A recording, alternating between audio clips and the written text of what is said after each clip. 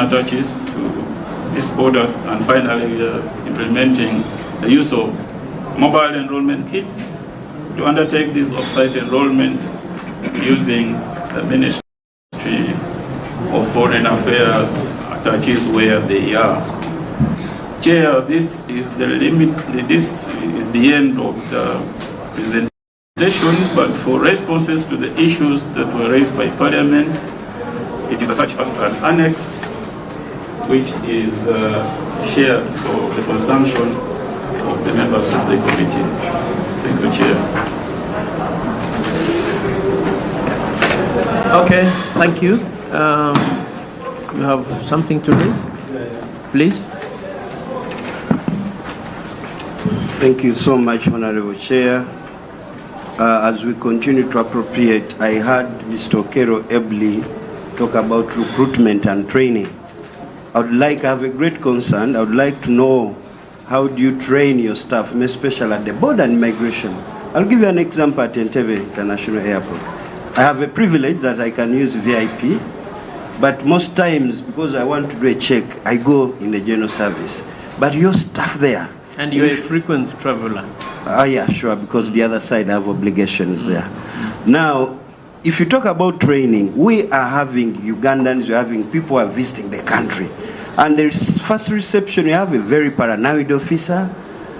You know, they are elderly, they are shouting at them, especially in the evenings and the morning. And this has happened. I have just come back 4 days ago. So I know what I'm talking about, and this I've experienced. Did I hear you say they are elderly? I see them because I also line up behind them out of respect. Okay. And then it has been happening. So if you talk about training, how do you train somebody who is having an entry to the country and we are promoting the country, and this is the reception received from a migration officer? So kindly check if you're talking about border, and if you want to train them. Actually, I was wondering whether you less pay them, because if somebody less paid is paranoid, probably did not have supper. So I have interest in that, because this has been happening again and again, and I promised myself that I would raise this. Thank you. We want nice looking, smiling, welcoming. It's the first face, first entry. It's absolutely in order. Thank you, Honorable Brandon. Yes, Honorable Chuanuka.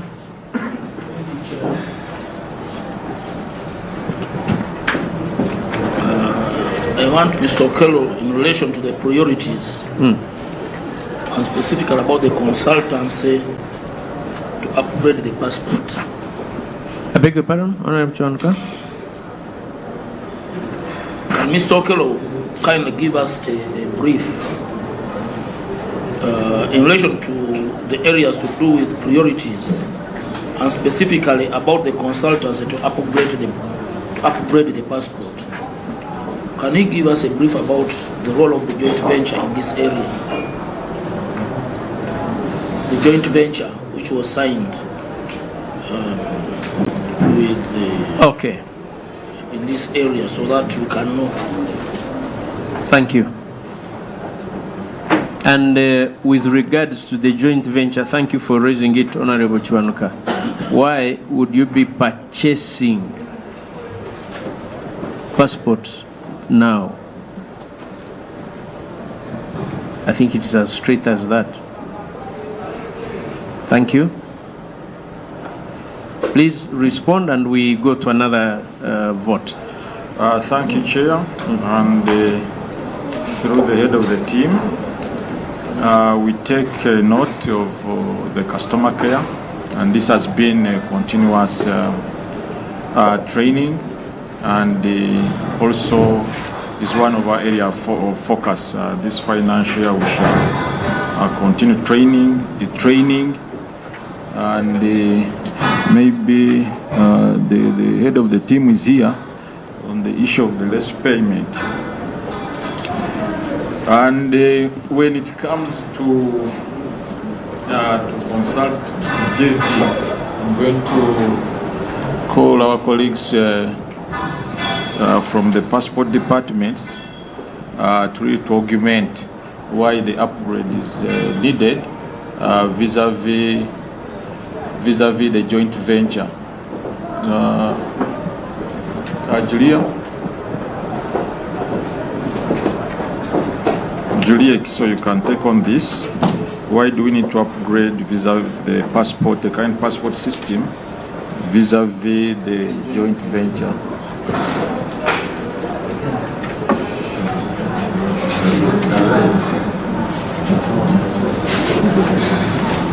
Was she listening?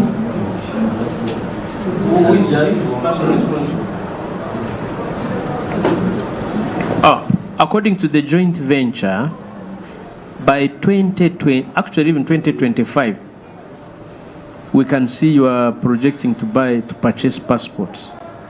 So our question is, if you have revised the JV by now, you should be printing these security documents here. And not only passports, but security documents. It's your document, it's not a parliamentary document. Okay. Thank you, Honorable. We signed the joint venture agreement with USPC, but and in this joint venture, USPC was expected to build a factory at Entebbe, which is work in progress, because they were supposed to begin producing passports within the country. This has not been achieved, and because of that, we continue to be supported. What does the joint venture say? I said that in the joint venture, USPC company was expected to build a factory at Entebbe and begin producing passports. I hear you. We are going to ask for a written response to that effect, because we need to.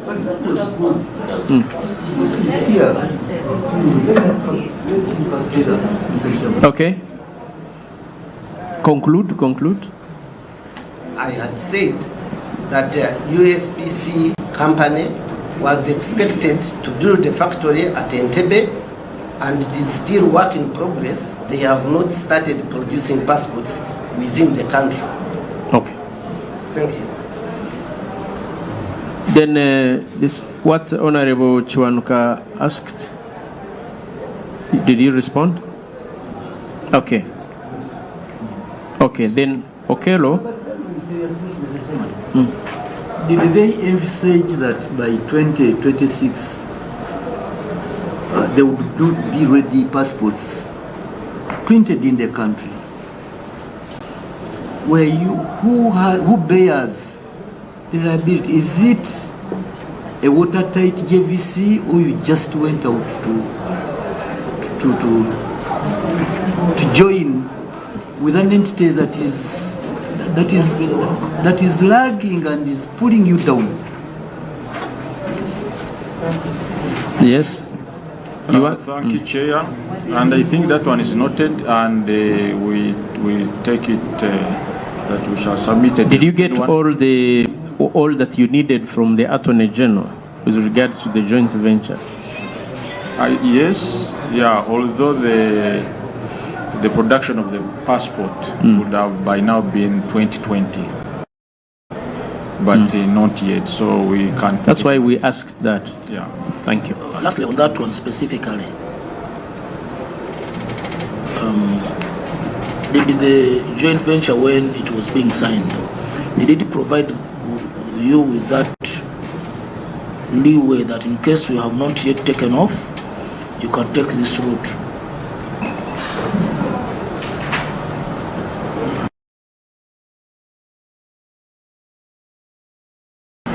Project manager.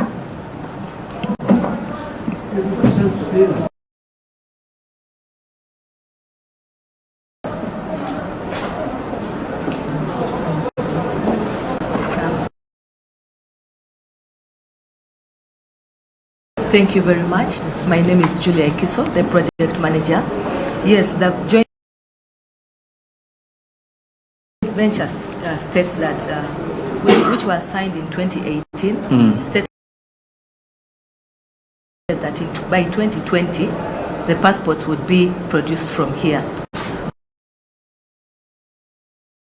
But because, like Acting Commissioner said, it was not yet, the factory is not up and running, so we continue to procure the passports from Greece. And we need to provide that by 2020 beyond, if they are not taken off, we need to provide for you to continue the other side or to jump over the silver.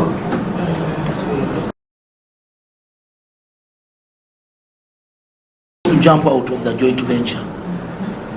What did it provide? Are you slaves there?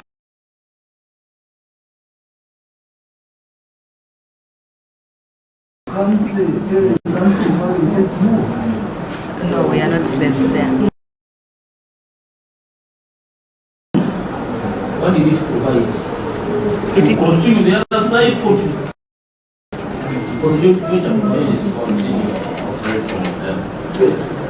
Yes, it provides that in the interim, we can be purchasing the passports from Greece. However, when we move to the second stage, when the passports are being produced from the factory, that is when we can continue getting the passports from the factory now. So we are still in the interim period. That's actually...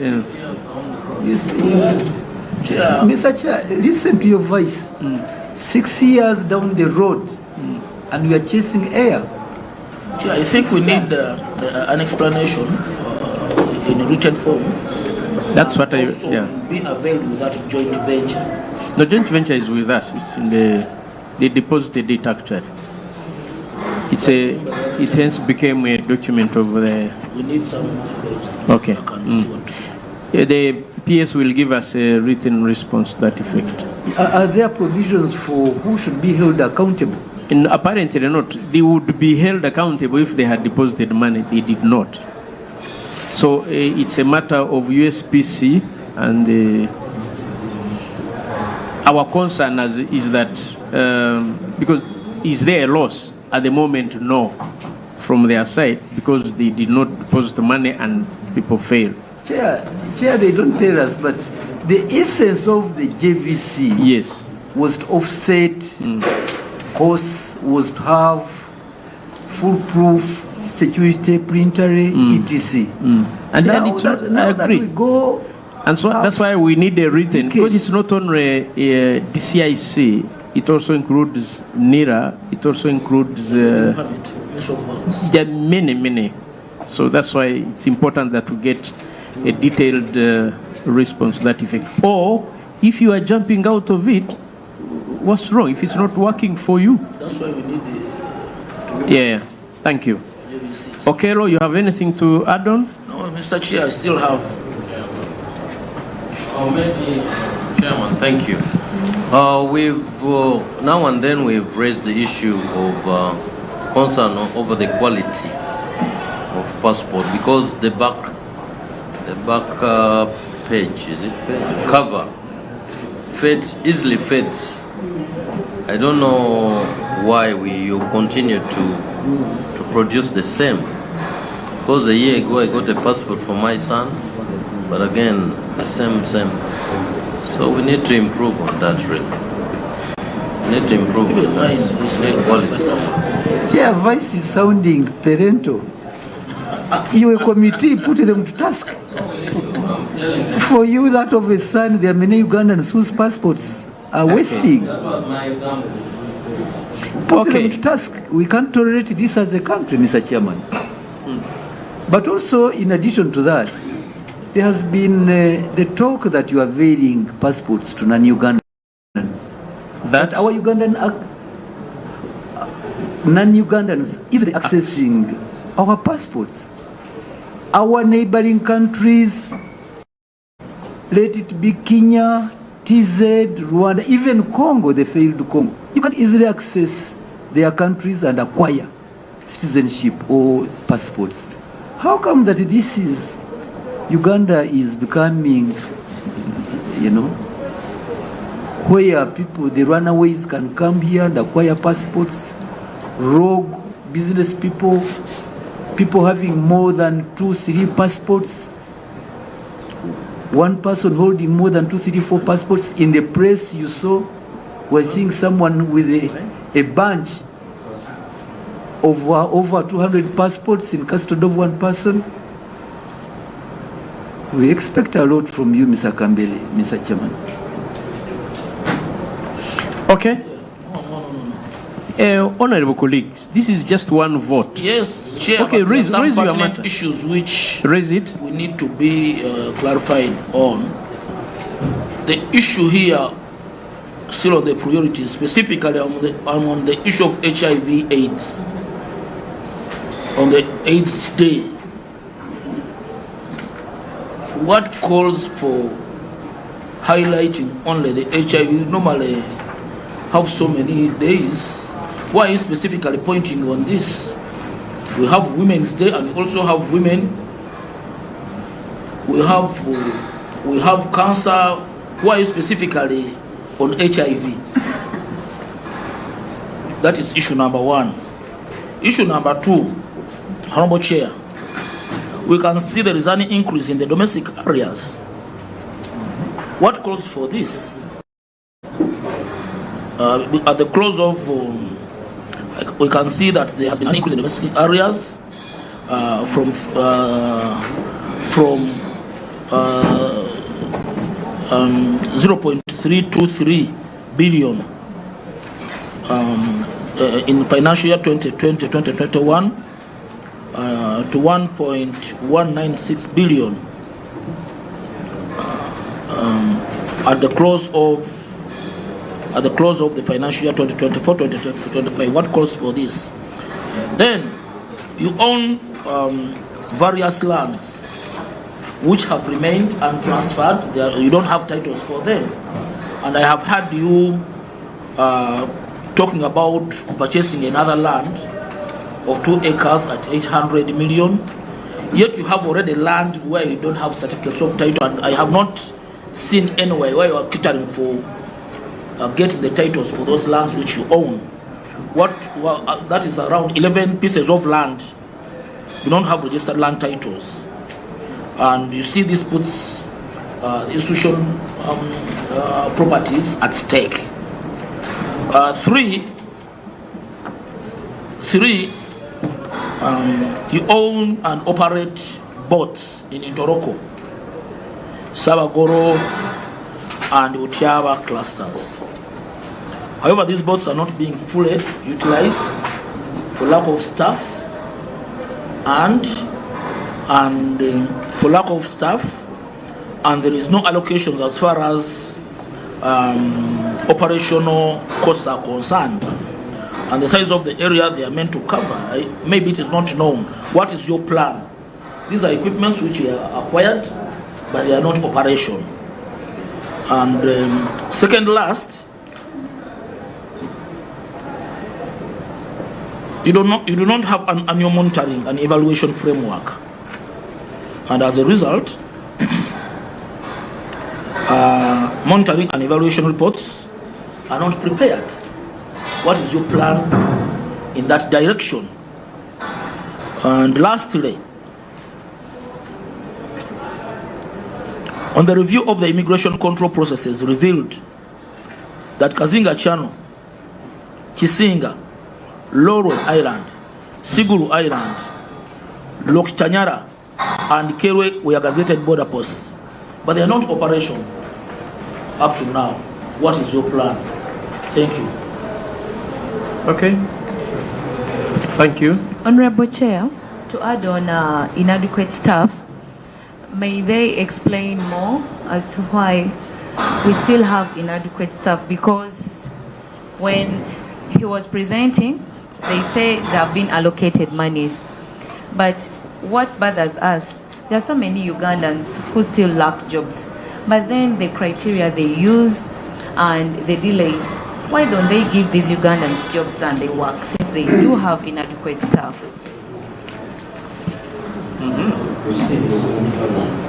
Thank you. Please. Thank you, Chair. And starting with the last one, I think Yeah, the recruitment is really done as the wage is allocated, and that has been the criteria. And our expectation is really to increase the numbers, but recruitment is mainly by the public service.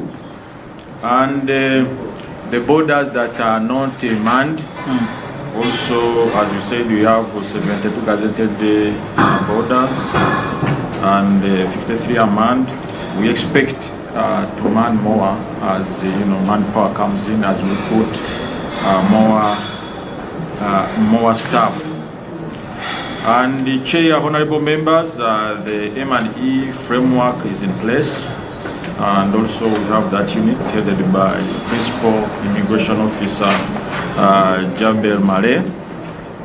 And chair, the issue of titling, those lands that the titling is in this financial year, and it's being handled in this financial year. 2025-2026 we have. Is it one of your funding priorities for 2026-2027? Okay. The ending one. Okay. Thank you, Chair. And also the boats have really been really useful, and currently we operate in coordination with the Police Marine, and also UPDF Marine, as we plan also to train more people. We hope that the current manpower that will be given us, some numbers will go to continue building the marine unit. Then, Chair, the quality of passports. I think this one has improved greatly on the quality. And it used to happen so much when people were using sanitizer. But currently, even we have talked to the manufacturers, the supplier, the quality has really greatly improved. And the HR coming in the YHIV, and also care on the areas. But also, before I leave the issue of passport, with the e-passport now, it gives that level of security that really people getting more than two passports.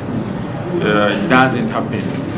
And if it is there, we're likely to share and we will investigate such cases. So,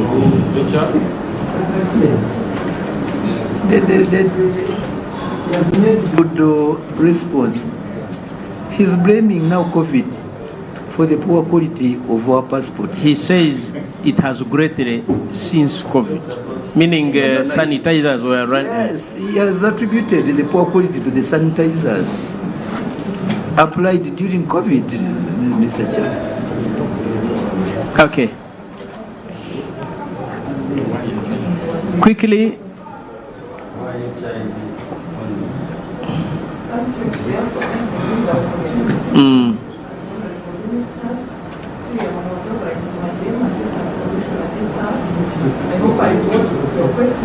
Can you go on record?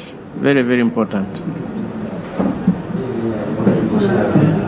Go on record, Madame Bamonjobora.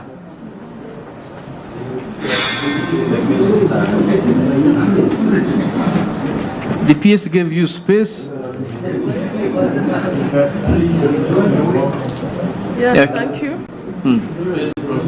I hope I got the question right. Why HIV and not the other ailments like cancer, like TB, like malaria? When you look at the budget for next financial year, funds are provided for HIV, for TB and malaria. And why we commemorate the World AIDS Day, it is part of the HIV programs, and it is in a bid to sensitize the masses on still HIV because it is still prevalent. And it is not that we only do the commemoration, we have other programs, including the health camps where we do testing, where we support people living with HIV. So we do quite a number of things, Chair. I hope I am able to, been able to answer your issue. Thank you. Okay, we proceed. We need to go to another vote. The last one, Chair, is the areas. Okay. Mr. Okello? Chair, thank you, No, Chair. Madam, why don't you also expand and cover cancer? This one is prevented. And that awareness about cancer, why don't you expand and go into that area? Sensitization. Yes.